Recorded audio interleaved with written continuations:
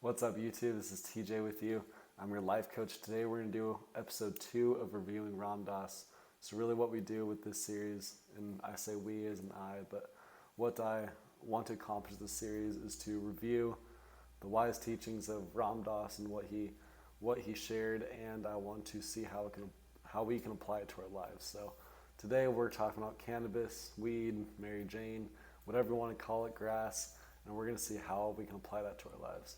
Before we get into Ram Dass's quote here, my experience with weed has been helpful. It's also been not so helpful when I've used it with wrong intentions. And what I mean by wrong intentions is that I've had times where it was an addiction for me. It was something that I really relied on as far as numbing pain and trying to, as Ram Dass will say here soon, this quote, is I was trying to narrow my consciousness, kind of push some other things out and use it just to get high and be numb to certain things. And so I've had negative experiences and positive experiences, and like everything else, it's our intention is really what is most important when we're using things like this, these sacred medicines and plants. So on the flip side, on the positive side, marijuana has really helped me to be more in the moment. It's helped me to learn different things and be able to see my thoughts and have a changed thought pattern in order to see certain things clearly. And so it can be a great tool for us. It can also be a downfall. But anyway, we're going to go in to see what Ram Dass has to say about it, and we're going to go talk about it afterwards. There are ways in which you narrow your consciousness. Like when you take marijuana, for example, my guru said, when you smoke grass, you become very deeply involved in the thing that's right in front of you, but you lose the context. He says you forget all your relatives, is what he said. Now that's interesting. You come into the here and now, but in the narrow sense of the here and now, not in the inclusive sense of the here and now. So that you'll do things that are very appropriate to this situation, but not appropriate to the rest of the situation. And that's happened to me. I've done things that I ended up assessing as unethical acts because they denied the other truths in order to acknowledge this one. And I realize now that when I am fully here in the moment in the expanded sense, my action is harmonious across the board. So Ram Dass, of course, describes it very well when he talks about being in the moment and using cannabis. So when we use cannabis, it helps us to be in the moment, like I said earlier, for most people.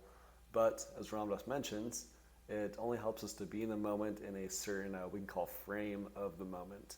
So we have all experienced, those of us who have used cannabis, we've all experienced side effects such as forgetting things, such as maybe not, because we're of course using a plant substance, we don't think the same way we do in a normal waking consciousness without using it, of course.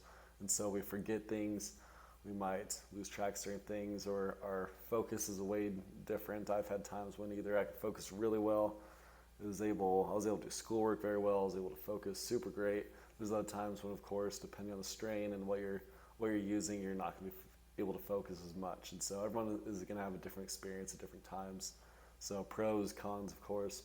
But anyway, Ram Dass explains greatly that since it does narrow focus, which helps with maybe things like depression, anxiety, helps a lot of other things, it's a tool. But it also, since it does narrow focus temporarily, then we can't be fully in the moment with everything combine into the moment. So what I mean by that is marijuana can help us to be conscious, but it doesn't help us to be conscious of everything that's going on right in here and now, because like I said earlier, we're forgetting things, we're not thinking the same way as we would without it. How can we apply these wise teachings to our lives? Well, cannabis is a very sacred and powerful plant. If we do not have good intentions, it can do not good things. And so if we have good intentions, then of course it's the opposite. We're able to expand consciousness, we're able to learn more, we're able to see certain things more clearly. Well, with the con of not seeing other things as clearly, like our memory. But again, it's like any other tool.